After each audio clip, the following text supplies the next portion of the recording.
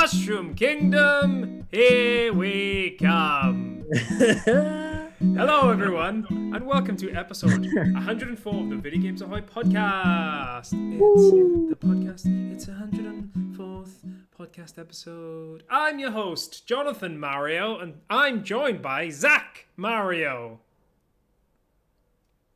I always forget that this is an audio show. Yeah. I just decided to wave silently and then was like, that doesn't track. What I really enjoy as well is before we started, I was mentioning to Zach that Zach's just a really cozy boy right now.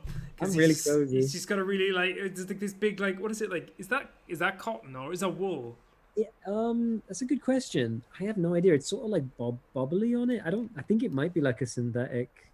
Yeah, see, I knew it. It's polyester. Oh, anyway, it looks really comfortable. Yeah, it is very cozy. Imagine him being wrapped in something very comfortable while sat on a bed. And if you want to see it, check out YouTube because we're over there. If you're watching this after we've streamed. But yeah, man, how are you doing? It's been a while. We had Callum on last week. I don't know if you had a chance to catch any of that. I actually went back right after. I was like so close to being able to make the show last week, but I just couldn't fit it in. So I caught up and had to listen to what you guys had to say. I'm gutted I missed Callum actually because I haven't been able to catch up with him in a while. Sorry, Zach. I'm dancing because I can hear in my head the theme song because Davy G subscribed for 13 months. That's mad. He also said blanket hype. Blanket hype. Hey Dav, how you doing? We are just talking about blankets, pretty much talking about blankets. But that's really good. It was really nice talking to Callum. Callum's going to be around a bit more as well, which is really, really cool. Yeah, it was just really nice chatting to him. But it's nice to have you back as well because it has been a while. So it's really it's been a few weeks. I'm glad to be back. Glad we can sit here and talk smack on the new Mario movie. Yeah, well, this is the thing. We'll get into the Mario movie second because I just want to briefly mention one thing before we start. So it's kind of like we'll go into the news, but we're going to talk about the John news, my news, because I sent all of my Joy-Cons and my I have 2 Pro controllers and I have 3 pairs of Joy-Cons, so 6 individual Joy-Cons, 2 Pro controllers, and then Rosie has a pair of Joy-Cons as well. But she bought hers a lot more recently than me. And also, she's less abusive to her things than I am. I just like to throw my things around. Anyway, every single one of my Joy-Cons got sent off to Nintendo to get fixed. And I just had a thing today saying that not only did they, some of them were, just not obviously they all had drift. Every single one of them had drift, which is really funny. And then a couple of them were it doesn't have drift. And then also, it just, doesn't connect properly. So we're going to fix that, too, for free. So thank you, Nintendo. I'm really hoping. So I'm going to see Zach in the flesh, hopefully this weekend. So hopefully I'll get him back by then and we can have a couple of games of Mario Kart and Smash Ultimate. That's a really good point because I feel actually the last few times I've been over, we've had to really decide how we're going to. And I feel like there's definitely been an occasion. And I feel like this is embarrassing for me because I've lost pretty well all of the Smash games we had lately. They're always close though. I'm pretty sure at one stage you beat me with a busted controller. If I was using the Pro controller you were with last time, or to be honest, I think any of the controllers basically were broken. So I think we were battling the elements with that one. But yeah, it's gonna be mad. Every single one of my controllers is gonna be fixed. I don't know how long for. But I was thinking, even if each pair only lasts for 6 months, I mean, I imagine in 18 months time the next Switch will be out anyway, so I just need my Pro controller not to break because that was really annoying. Because I was playing Xenoblade Chronicles 3 and it was just running across the screen. I was just trying to run and then just drifting away. I was like, I can't play it. This is madness. Madness. Anyway, that's enough about my news. Let's talk about the news. And as Zach said, the Mario movie had its debut last week. Zach, how do you feel? How do you feel? Mixed feelings to be honest. To be fair, so I was pretty harsh in the group chat. I thought it was funny. I cut out the section where Jack Black says I do not, as a response to me saying hey Zach, do you want to go see the Mario movie? Right? Like, hey Zach, do you want to go see the Mario movie? I do not. Like, I thought that was quite a funny. fun joke. But to be fair, there is stuff to like about it. It does have that, like, I think we sort of compared it to like the Lego Batman movie. Yeah, right? yeah. Kind of charm. It's got a little bit of kind of like, oh, it's that thing, Yeah. sort of side eyeing, which is not without merit. It still requires like good timing and like nice animation and good voice acting. It looks beautiful. It looks really pretty. Visually, it was a bit jarring seeing Mario's face for the first time. Like it's just him being like just showing more emotions than hello, like that whole thing. But, yeah, that's really true, because it definitely is. That is something that definitely stuck out. Is like it feels like something we've not seen before. Yeah. Which is not true of the other characters. Most of the other characters we've seen them do more. Like, even Luigi, for instance, like because he's a big scaredy cat. Like we've seen him be scared, and we've seen him go like we've seen him do things. Other than Mario, who was always just like sort of victorious, or dying and going wah. Yeah, very stoic character, unless under very, very difficult circumstances.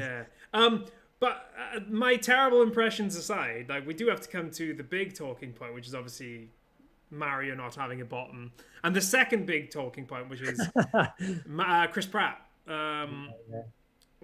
It's weird. So like, it's weird because I didn't have high expectations for his Mario. Yeah. So like I wasn't.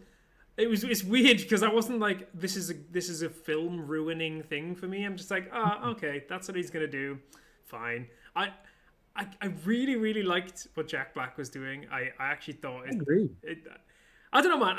I was pleasantly surprised. I will be honest. I was pleasantly surprised, and I think it's going to be silly, and I think it's going to be stupid, and I think I'm going to enjoy it. And I don't even think it's going to be an ironic thing. As soon as I saw the star, the Bowser finds, who's gonna stop me? And he sees the star. I was like, and then you hear the. I was like, this is made for me. This film is made for people. Hey, ACP's in chat. Just made for like losers like me who grew up playing Mario and just thinking this is the best. Well, this is what I mean. Is like it's very easy for us to say, Chris Pratt saying the stupid line. Right? Very easy to just like focus on the bad stuff. I think there's loads of good stuff in there too. Yeah, and I think so too. I think Jack Black was surprising and feels like he's balanced the line. At least that very short section we saw balances the line between Jack Blackifying it, which it requires a bit of, otherwise what's the point in having him? And being Bowser, like Bowser has had a voice before, you know what I mean? So we have certain expectations. To be honest, the Chris Pratt thing to me is just now having heard it, just feels like a shame. Because I actually don't. I saw it before. Was like, well, I get why you wouldn't have Charles Martinet. Charles Martinet. I sort of was like, maybe. But now hearing it, I actually think you could have had Charles Martinet just do the voice. Like, would that have been so bad? Would that have ruined it? Would it have boring? Or I mean, the thing is, Chris Pratt isn't a voice actor. Like, he's done things where he's been a voice actor, but in those things, he tends to just do his own voice. Like, he has a voice, but like Charles Martinet is a voice actor. Like he's a brilliant voice actor. Like he's Parthenax in Skyrim. Like he's a genuinely brilliant voice actor. I mean, clearly, I think it's one of those things where like it's a shame because Charles Martinet didn't get picked because he's not Chris Pratt and he hasn't got 8 million followers on Twitter or Instagram, whatever it is, and that's all it's come down to in the end is just big voice actors. And it is a shame, but I'm just glad it's not like him trying to do Charles Martinet. I think that would have been worse. Chris Pratt really doing an impression of Charles Martinet for an entire film would have been I can't watch this territory. Well, that actually would have been probably a bit grating, I think you'd just be like, ugh. Yeah. So I think there's a lot of good stuff in there. As much as I do want to make fun of it because it is funny. I have not stopped. I mean, if you've only just joined us, I literally opened the podcast by saying "Mushroom Kingdom, here we come," because that's genuinely what he says and how he says it. It's really funny. But it's coming out April next year. Do you know what? I will say one thing that's shocked me because before I watched the trailer, I was like, I'll probably just wait until it comes out on DVD or streaming. Yeah. And after I saw the trailer, I was like, you know what? I think I might go see it in the cinema. So it's Yeah. done its job. It's appealed to people like me who are very easily led. I mean, the other thing of it is like, even if it's terrible, let's say the movie's like just god awful. Tell me you don't enjoy watching the old Super Mario movie. Oh, Tell me you don't love it. It's It's fun yeah. because it's so stupid. Oh, it's terrible. And It's so bad. it's awful, but it is also sort of creative and weird, and like there's something to love about it. And also, it gave us Mario and Luigi Mario. Mario, yeah, yeah. Which again is why I refer to me and Zach as Johnny Mario and Zach Mario at the start, because it's so brilliant. I remember watching that film as a kid because it was Mario, and as an adult, I'm like, that is it's not dark, but it's on the it has like dark. There's scary elements in that film, like when they turn Toad into they turn Toad into a Goomba. That moment they strap, I think they strap like the singer to the chair. I think it's Toad, and then you can see his face like morphing and stuff, and it's like genuinely quite scary as a kid. Weird. Yeah, and it's very gross because it's in that era of like practical effects, so it's like very slimy looking. It was very slimy. It's all just like very off-putting. But that again, that you got an emotional reaction out of young Jonathan Radford. I think that's something to be be proud of, feel good about. Yep. And also, just that whole scene of Mario, Luigi's Mario is just it's iconic. Yeah. That's what I want to say. Just because like, hey, bud, let's get these Mario brothers out of here, and that's what they say, and that's the film. That's the film. That's the line that made it into the final cut of the script. It's wonderful, wonderful. So, whatever the case, I think there'll be some. I think you will come out of in April. You will come out of that theater feeling really good about it. To be honest. What's it? It's called the Super Mario Brothers film, isn't it? Oh, the Super Mario Brothers movie. I think there's the Super Mario Bros. movie. Yeah, no, it's called the Super Mario Bros. movie. So at some point in the film, they're gonna go, this has been the Super Mario Bros. movie, huh? Like there's going to be a line where they say that. Please let that be in the final cut. Oh, that's why they say that. All right, let's move on. Let's move on to Microsoft, because Microsoft are very upset at the moment. They're very, very, very, very upset with the UK. As are many people. I'm always upset with the UK. They're upset with the UK because it's all to do with the takeover of Activision. And basically, the UK regulators want to expand it into phase 2. Sounds like the MCU now. I don't know anywhere near enough about this to talk in detail. But basically, Microsoft are upset because Sony have said things like, this is unfair, and why? And the UK has gone, yeah, they've agreed. And now they've moved it further down the line. So the takeover is still probably going to happen, but the UK are sort of dragging their feet a bit more. Microsoft are a bit fuming. I got a quote here. One of the quotes is really funny because it's so shady on Sony. These unsupported theories of harm are not sufficient to justify a reference to Phase 2. The suggestion that the incumbent market leader with clear and enduring market power could be foreclosed by the third largest provider as a result of losing access to one title is not credible. While Sony may not welcome increased competition, it has the ability to adapt and compete. The shade thrown. So much shade. The Xbox owner, Microsoft, also referenced Sony's leading position in the console market, citing an install base of 150 million versus Xbox's 63.7 million. It's a weird... This whole thing is weird for me. We were talking about it in the chat earlier, because if it was reversed and Sony were taking over Microsoft, I'd be more against Sony taking over Activision than I would be against Microsoft taking over Activision, if that makes sense. Yeah. But I'm still not a fan of it in general. I guess it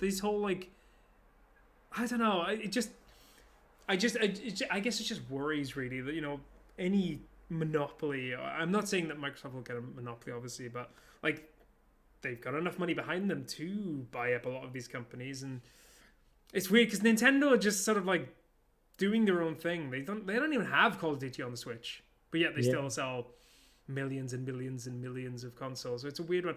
I don't know if you've read about this as much as me, but like, what are your thoughts on the whole situation in general? I mean, it's never good news in my view, there's never good news when these studios are bought out, because it affects the nature of competition. It affects the nature of how they it means that that Sony, for instance, can make choices that are against the benefit, against the interests of the consumer, you and me. So it doesn't serve us very well. Presumably, anyone listening is probably in a similar situation. Because really what we're talking about, we say Activision. Really, the big thing that we're talking about is Call of Duty. Yeah, right? It's literally Call of Duty. I don't think PlayStation care about anything else. No, but then, I don't know, but is Call of Duty still the draw that it was in 2009? I mean, I don't know the numbers. No. It's a good point. I mean, it is still one of the biggest sellers. It is every year still one of the biggest sellers. I know what you mean though. It's like, it would be interesting because I guess the thing from my perspective as well is that Microsoft has kept reiterating that they will not take it off the PlayStation. I guess what Sony's scared of is that like they can keep saying we're not going to take it off the PlayStation. ... yet. Yeah. But they can always take it back. And that's the thing. I think a lot of this is like Sony's projecting a little bit because they would definitely do it if roles were reversed. Like if the roles were reversed, Sony would be absolutely going yoink and taking Call of Duty off Xbox. The fact that Microsoft have experience with like Minecraft and all those other things, are going, yeah, you know what, we're still going to make money regardless, so just keep it on your console. I guess because I don't know, it's just a weird one, man. Sony's. I get why they would be scared of losing something like Call of Duty because it does sell so many, and they might lose a few people here and there to Xbox. I don't think they're going to lose millions. I mean, like you say, Microsoft are basically saying, okay, well, if we were to take Call of Duty off you, then what's stopping you making a rival game? You put all of your backing towards and do that. They just don't want to do it, really. That's what it comes down to. But I do understand it. Instantly, the competitive video game market is very different from what it once was. In the past, there weren't that many competitive shooters, and certainly not ones that lots of people were playing. Now it seems like there's quite a lot. There's normally a new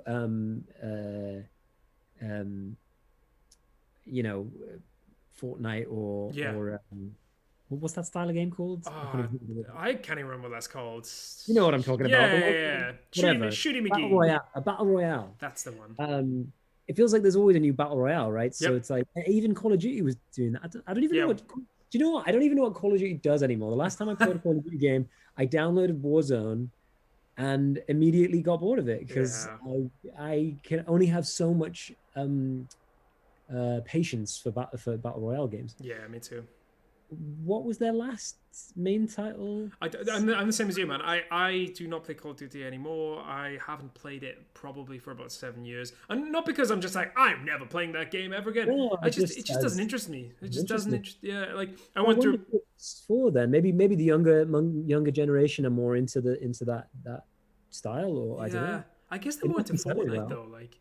I used to teach, and most of the kids, who would say like, "Oh, they're playing games or whatever." They shouldn't really be saying they're playing like Call of Duty, but like they would all be saying they're playing Fortnite, and it's a weird one. I kind of find it funny on all levels. I find it funny that Sony are like moaning so much, like really complaining, and I find it really funny how like furious Microsoft are today. And I also find it funny that Nintendo just don't give a shit. They haven't said anything about this. They've commented on nothing, and I don't think they ever will. And if it all goes through, they will still say nothing because they're just like, meh, let me just sell Mario Kart 8 again for 40 million units. I think it's great that Nintendo have really just like seen the nature of the way that the market has gone and not tried to play catch up. They have just gone, we're going to do something else, and it's paid off for them. Now they had the time and the resources to be able to risk stuff. Like obviously they lost out with the Wii U, but I think it was part of a necessary part of the process. 100%. To the place that they're at now. And they were in a position where they could do that. Now I don't know that Xbox and Microsoft and Sony necessarily were in a similar position because they are not just video games, right? Like they have other things they have to put money into, and maybe the arms, the video game arm of those companies wouldn't be given the funding to be able to take risks and do that stuff. So they were, But yeah, I think it's great that Nintendo are doing what they're doing these days. Yeah, I mean, the thing is, I always like, I do love Nintendo. I can't help it. Like, they do some really shady business things most of the time, and Yeah. they're always like, they always overstep the boundaries of like the relationship between the consumer and themselves, I guess. And even today, I think they put out something saying, "Hey, if you stream with a green screen background, we're gonna strike you on Twitch." I think someone told me that earlier, and I haven't read into it, and I was just like, "What? Like, why are they even just Nintendo?" But yeah. I guess we'll know more about the whole Activision takeover next year. The fact that it's being pushed further with the UK, I can't see it happening this year. All right, we've got 2 more stories left. One of them is to do with Microsoft again, but this is actually some good news. And Microsoft generated about $2.9 billion in revenue from Xbox Game Pass in 2021. Wow. That is a lot of money.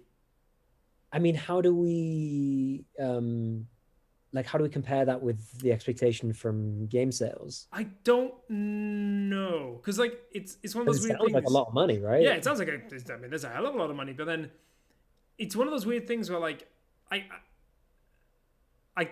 guess I don't know how Microsoft are funding things across the board, but like, does Game Pass just pay for Game Pass kind of thing? Is it like they make 2.9 billion and then they'll then spend 2.9 billion? I don't know what they're currently doing with Game Pass, but 2.9 billion on Game Pass, I mean, that sounds pretty good. People seem pretty happy with that in general. And that doesn't include the PC Game Pass, which is actually a separate thing. This is just strictly the Game Pass on the Xbox Series X, S, and One X. The ones. But yeah, it's really cool. I'll be completely honest right now. I've been kind of underwhelmed by Game Pass a little bit recently. I couldn't agree more. I think it's more. I think this will change next year. I think it will change next year. But Xbox and Microsoft in general, man, they've really, really suffered with not having many games come out this year.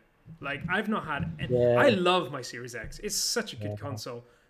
But unless there's a game on game, there's not many good games. Not many games that I want to play have come to Game Pass. Many good games have come to Game Pass. Not many games that I have wanted to play or been drawn to have come to Game Pass recently.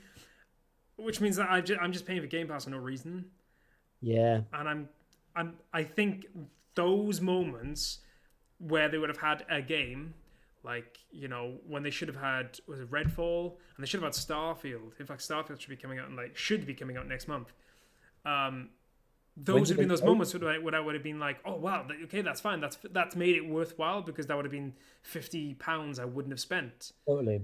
For every game that Microsoft give you, you're saving. For every game you don't buy, you save like 50 quid. Yeah. So you save like 5 months worth of Game Pass roughly, and kind of like that. But I just haven't played enough games on it this year to just. Especially the last 6 months. To justify itself. Like, it's weird because PS Plus I've played more games on PS Plus recently than I have on Game Pass, and I was tempted to pause Game Pass for a while, but I thought, I don't know, they randomly drop games here and there, but what's been on PS Plus recently? I haven't got it anymore. Well, I think there's just a lot of games on PS Plus that like I hadn't played. So like off the top of my head, there was oh my god, my brain's gone blank. There was a few games on there that I hadn't played that they made available. That I was even just trying them out. I was just like, okay, cool. I get a chance to play that. That's cool. But yeah, I'm hoping next year things amp up a little. But I mean, it's still really good news. The fact that they've done that. I mean, that was last year. I wonder what it'd be like this year. There was a lot of like noise a couple of months ago of people saying the same thing, like canceling their subscription. So it'll be interesting to see if they hit that target again next year. Yeah. Final topic, and we're going back to Nintendo for this, and this is just, like, sometimes I don't think we fully understand, one, just how big Nintendo is in Japan, and two, how well their games sell in Japan, because Splatoon 3 reportedly accounted for nearly 70% of all physical games sold in Japan in September. That's crazy, dude. 2/3 of every physical game sold in Japan was Splatoon 3. And that's just physical. That's insane. What's that about? Like, what is that? I think it's one of those things where, like, Splatoon, we talk about like shooters and all that. Splatoon just seems to hit the right spot with Japan. It just seems to. For whatever reason, it's just something that, yeah, it's wild. Yeah. What a wild 70%. It is insane. That's a crazy number. But then has that got anything to do with physical, like the way that physical copies are being sold these days? I mean, I guess, do you think maybe Switch games are more likely to go physical than I don't know. I mean, it is because that is obviously that is including PlayStation games as well. I mean, it includes Xbox games, but Xbox games they don't really do much there anyway. Most people, people were going to play, they probably play Game Pass. But yeah, it just the rest of the Japanese top 10 last month is mainly consisted of Switch games, with the exceptions being the PS4 and PS5 versions of Dragon Quest X and Earth Defense Force 6. Yeah, that's it. It sold 3.9 million physical games in Japan last month, and that is a crazy number when you don't consider that. When you consider, that Nintendo don't release their digital sales until their quarterly earnings reports. Sure. So like, they sold 3.9 million physical games last month, but they could have sold like double, because they might have sold something like 7 or 8 million in 1 month, which is, I mean, wouldn't surprise me. 70% of all physical games in Japan last month was Splatoon 3. Insane. Mad. Right, that's it with the news. Unless you have any news, I don't have any news. We're gonna talk about like games we've been playing. Zach, I'm gonna go to you first because I might have a little bit of a Resident Evil ride to go on. Is there anything you've been playing? If not, it's totally cool. I've been finding ways to play games away from the office, right? Nice. So for anyone who doesn't know, I have a little room in my flat where I can sit and play games. It's great, but I've like hardly been to the flat lately. I just haven't been able to go. So I've been trying to find ways to play games. And in the past, I've done different things. Like I have a computer that can play some games. Not many, but it can play some. And so I did a little bit of that. I played, I think I've already talked about this one before, but I played a little bit of Duck Game. Now that's kind of a fun game. You know what? Me and you should have a go of Duck Game. It's just like quick fire, silly, whatever. Worth a go. I don't know how much it goes for. It must be like a $5. It's worth a $5. I would give it a $5. But then it occurred to me, you've been on like Facebook, Instagram, whatever, and you've seen those ads where it's the game, right? Where it's the one dude, right? And they're shooting at all the dudes and they go through a little multiplier. Do you know what I'm talking about? No, I have no idea. Oh man. Okay. So maybe I'm the only one who gets this ad, but I'm constantly getting this ad. And basically it's this guy and have a little gun, and then there'll be like 2 options, and he goes through either like, it'll say like ×2. So that means you get like twice as many dudes, right? So you've got 1 dude and you end up with 2 dudes, and it'll be like ×2 or +10, right? So you have to quickly think to yourself, oh, I've got 1 guy, so I should do +10, right? But if you had 40 guys, you would go for the ×2, right? Because then you would have 8. Okay, so you're with me. Yep. In the ads for this, I really hope someone else has seen these ads, because now I feel really stupid the fact that you don't know what I'm talking about. ACP seen them. Right. Okay. Good. I'm glad. Someone's seen it.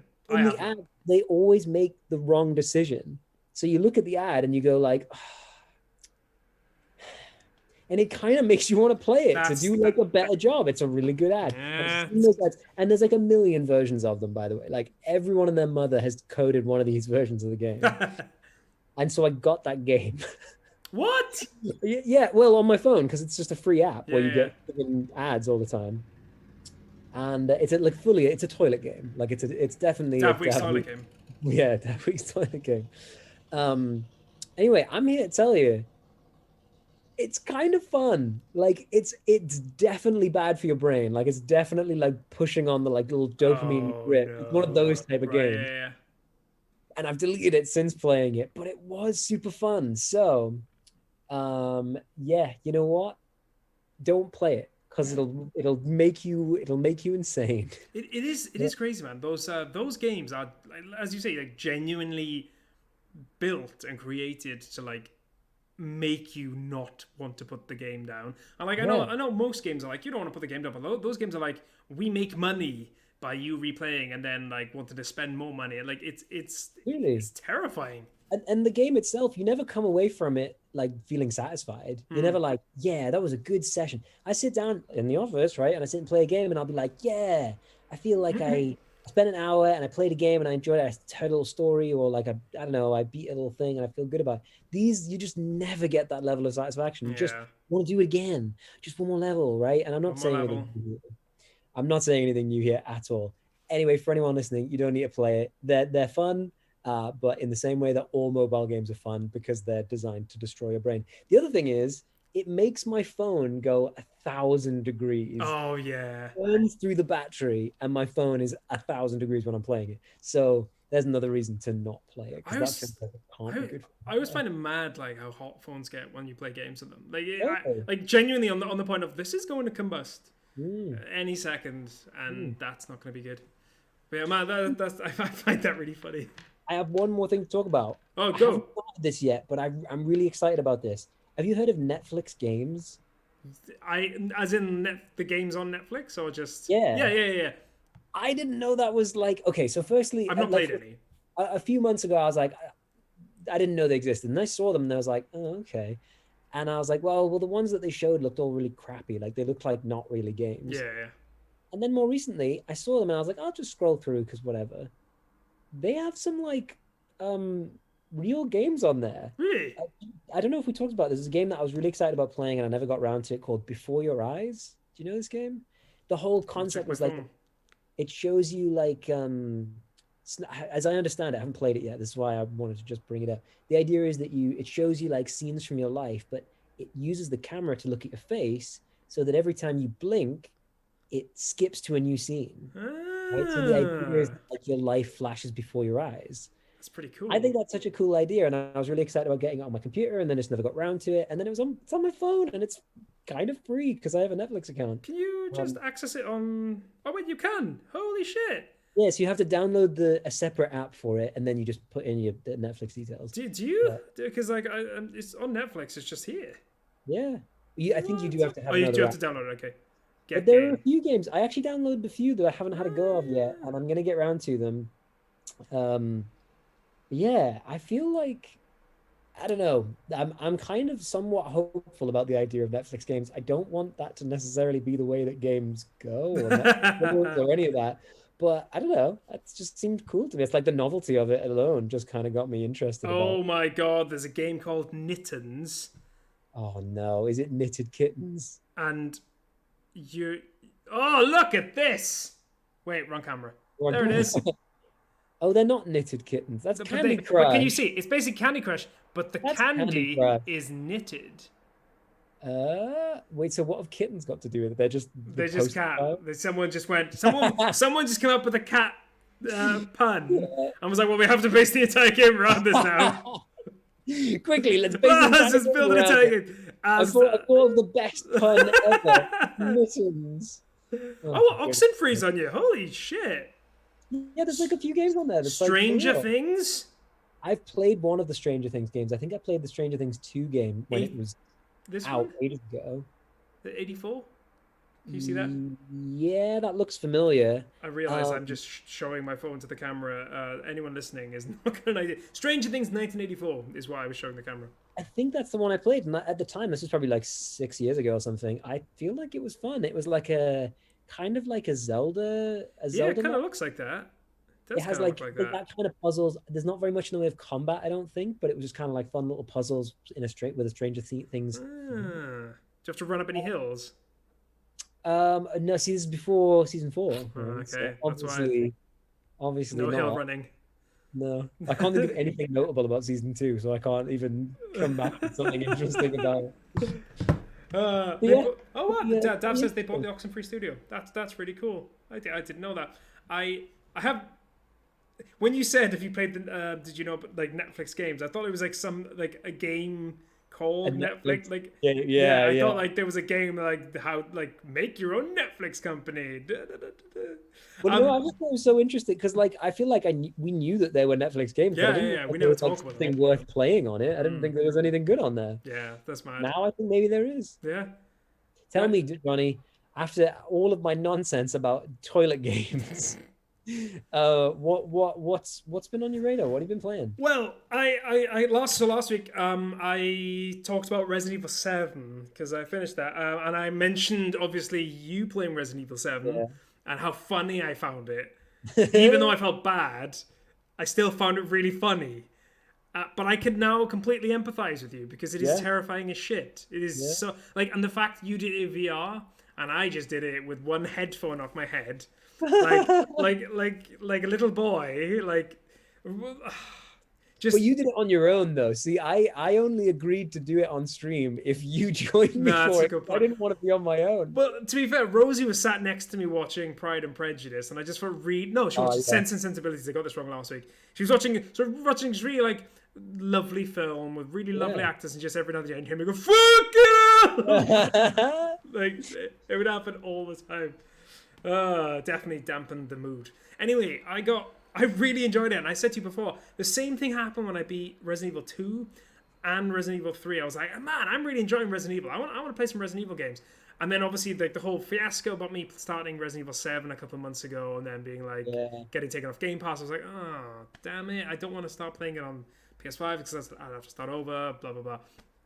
Anyway, I realized that after I finished Resident Evil 7, I realized that I'd started a game of Resident Evil Revelations on the Switch, which was a 3DS game that got ported to the Switch. Yeah. And I got stuck at this one point because I kept running out of ammo. And I was like, well, I'm a seasoned Resident Evil veteran now. I've played my fair share of Resident Evil games. I've played about 5 of them now. I've beaten about 5 Resident Evil games. I feel like I'm doing pretty well. So I went back and I pretty much got to the end, and then I haven't had a chance to play it since then. And it's really funny how when Resident Evil games are, as you know, like you've played your fair share, like they're structured in the same way. Like so, you kind of know what to look for, and you kind of know what to do. You kind of like, oh, I've got to check this and do this, and I've got to. Oh, this is where they normally would put it. Oh, it is very cleverly designed. All the games are really, really cleverly designed. But yeah, I really enjoyed it. It's really weird because I was enjoying it previously, and it's interesting to see a Resident Evil game that's granted doesn't look amazing, doesn't look like Resident Evil 2 or 3 or 7 or 8, but it looks fine. I'm surprised there isn't a Resident Evil game on Switch, like a Resident Evil. Its own version of the game, because they used to do that a lot. Like, was it Code Veronica? It was on, Code Veronica. The Dreamcast. Yeah, it's interesting. Well, that's kind of what they did with Revelations, right? Revelations was 3DS. Yeah. And it was a bit of an outlier. It doesn't play the same as the original games. It doesn't really play the same as the 4, 5, 6. Yeah, trilogy. It's really weird. It doesn't play the same as the new ones by any stretch. So it does have its own unique identity to it, and I think that's great. Like, why not? It sort of uses the limitations of those consoles and comes out with something pretty good. It seems like, I feel like the Switch could definitely have its own something. So one thing I noticed as well, going back to it after beating 7, was Resident Evil Revelations pretty much takes place entirely on a boat. It does, which I really liked as a choice, because that's quite scary, because you have a finite amount of places you can go. If you're on this boat, and this boat's in the middle of the sea, you have a finite amount of places you can go. Like, you can't escape. So that's quite scary in itself. And then I realized that I can't really say, but like it reminded me of a section in Resident Evil 7, which I thought maybe like there's a section of it that might have been influenced by it, but honestly, like I've really, really enjoyed it, to the point where I saw Resident Evil Village on sale today for like 23 quid, I think it was, and I bought it. I'm really excited to play that. I'm going to shit my pants all over again. Have you started it yet? I haven't started, no. I literally bought it earlier when I was in work, so I haven't had a chance to play it yet. So I might give it a run maybe in about an hour or so, just to see how I'm feeling. I played the demo before, I did legitimately shit my pants. So it's gonna be a lot of screaming and wailing, like a little boy, because I'm just love it. And the reason why I wanted to buy it as well is because I wanted to beat it before the third-person version of Resident Evil 8 comes out. Yeah. Because I want to see how that feels. Yeah. That's going to be interesting, because that's definitely a different experience. I mean, even Resident Evil 4, to its credit, was when they started to do the third person thing as opposed to the fixed camera angles. To its credit, it starts out pretty, nerve-wracking and stuff, but overall, it never quite reaches the pants wetting nature of the original games, or even some of the ones that came after. So I wonder if I agree with you. I think it's a good plan to do it second, do the first person one, play it through, and then go back and because I think all those scares have been designed for first person. Yeah, 100%. And then when you put it in a third person, it can be more of like a kind of more of that run and gun vibe. Yeah, I actually don't know how Resident Evil 7 play. 7 is Village 7, is that right? Village is 8. Village is 8. Right. Yeah, I actually don't know how they structure it. I mean, I'm guessing it's pretty similar to 7, is it? Or so I played the demo when it came out like 2 years ago, and remembering from then to play, when I was playing 7, it pretty much plays exactly the same. Yeah, it's a continuation of Ethan's story. So like, I'm really excited. It's one of those weird things where, like I said this before, so it's the same thing happened with Hitman. Like, you play because I did play Resident Evil Code Veronica as a kid, and I did always like try the Resident Evil games, but I never never grabbed me. And then when I played Resident Evil 2, like I think it was like 2 years ago, maybe even last year, I was like, holy shit, I love this. This is awesome. Yeah. This is such a good game. Yeah. And ever since then, I've been like, I'm really excited for 4. I think I might leave the old 4 because obviously the remake's coming out, and I think maybe it's best to deal with that because it's going to be scarier apparently. Well, incidentally, I would overall, there's lots of games where I would say, I love that game, but don't play it now. You know what I mean? Resident Evil 4 isn't one of those games. It's not something where I would say, I love that game, but don't play it now. I would say, I love that game. Overall, it works fine. But if you're not vibing the tank controls, which I know you're not, it's really hard. I don't think it's I could be wrong. I don't think it's something that you're likely to get over. I don't think you're gonna like wake up one day and be like, I like this now. I love tank controls. I think you're always gonna find that frustrating, and that's like. I think I'm just being a silly boy when it comes to that. I think I just needed to spend like a good hour just fiddling with the controls, just getting used to it. It's just so when you've spent like 10 years since then not using those style of controls, to then go back to it, especially when you didn't play it, and I haven't got any muscle memory for that game because I never played it. That's a really good point.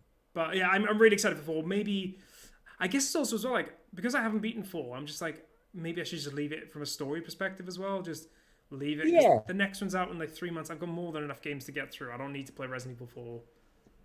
I think you'll have a lot of fun if you play the remake when it comes out. Do we have a date on that yet, or nothing yet? February, definitely early next year. I can't remember what day it is. I think it's February. I could be wrong though.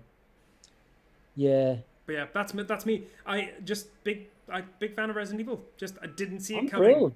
Like all the zombies, didn't see it coming. Yeah.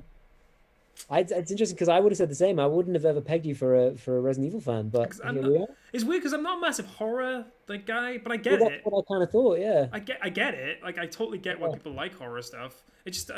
I'm not bothered by it. I'm just like, I can take it or leave it. But Resident Evil specifically, I don't know. It's weird because I love The Last of Us as well. I guess that's not massively as horror. That's just the horror of mankind rather than Oh yeah, I went there. Yeah, hard-hitting journalism with Jonathan Radford. But yeah, that's it. Resident Evil. I've already got a title for the podcast, by the way, and if you haven't guessed, it is Mushroom Kingdom. Here we come. Yeah. Well, Zach, can we get your? Because we're going to stop there now because we finished. We've got nothing else to talk about other than mushrooms, I guess. If you want. You want me to do my Chris Pratt? I want you to do your Chris Pratt to lead us out. To lead us out. Here we go, ladies and gentlemen. Zach Hamilton, Chris Pratt. He's like mushroom. I made him sound like a sick old man. Like, Mushroom Kingdom, here we come. It's so flat. It's so like nothing at all. Can I just say? Have you ever seen, oh my God, what's it called? Bob's Burgers. Yeah. So what's the wife's name? Oh, oh my God. I Do you know what? I don't know it that well. You know, I've like, seen- but I know who like, you're talking about. you know, He has that, the like- voice of Bobby. Yeah.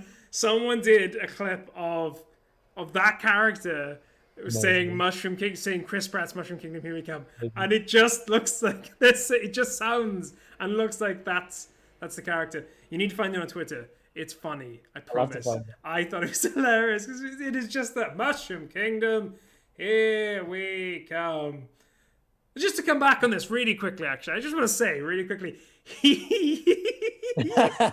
he said, go back and listen to that. It's so stupid. Chris Pratt said that this is a voice unlike anything we've ever heard before. He said that.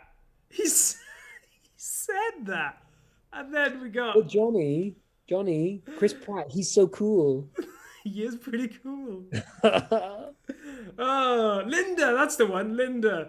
Linda says it. Oh my God, there's a clip. Just find it. Just find it. And just watch it. Linda, Mario, just tweet it. Just find it on Twitter. It's on there. It's amazing. Honest to God. Here we go. Why couldn't we have just had a little bit Have of you seen that? the French one? We're No. kind of diverting. We were supposed to finish this podcast like 5 minutes ago. We're diverting back onto Mario. We're finishing. It's a full circle. Coming full circle. Yeah, the French one is a bit more like, let's go. Hello. Oh. It is more kind of like that. Oh, maybe I'm gonna go and watch the French Learn one. French. Just learn French. I'm gonna go. Let's go watch the French one. Let's get Johnny. Let's plan a trip. Me Yeah. and you go off to Paris and go and watch the Mario movie in French. Big Republican. Oh, Chris Pratt. Yeah, no, he's yeah, Chris Pratt. It's very cool. Oh God. We're gonna leave it there now. We're gonna go because kind of losing our minds here. Thanks, Zach. We'll be back next week. I think Callum's gonna be on the podcast next week. So if you actually want insight, Callum's gonna be here. He's insightful. He knows things. He's also a very nice chap. Callum's doing some like he's doing something cool today. Actually, I probably shouldn't say because I don't know. I actually have no idea what he's sharing to the public. Yes. He's doing something cool today, though, right? Like, He I'm is sure doing- he's yeah, on Instagram he doing is- something cool. Yeah, he's doing something very Maybe cool. I'll ask him next week on the show, and he may be able to tell us more. Yeah, there we are. We'll leave it at that. Cliffhanger. We'll leave it. Yeah, cliffhanger. Anyway, Zach, lead us out one more time. I do not. Please name this podcast that. I do not. I do not. I do not. Can I just say as well? Actually, we haven't talked about we haven't talked about the penguins. Yeah. The greatest part Yeah. of that whole trailer, the penguins. Yeah. Do you yield? But that guy's a pretty well-known voice actor. I'm pretty sure. I can't remember who it is, but Kamek is a really famous voice actor. It's some Kevin Michael Richardson, I think that's his name. He's Kamek anyway. Sure. And he was awesome. Yeah. Yeah, we're hyped. Strong ending there from us. Yes. I think we're Yes. always good for a good sign off. Mushroom. We're actually gonna leave now. We are gonna leave with this. Zach, say it with me. Mushroom Kingdom. Here we come. Goodbye, everyone. We'll see you next week. Bye Bye,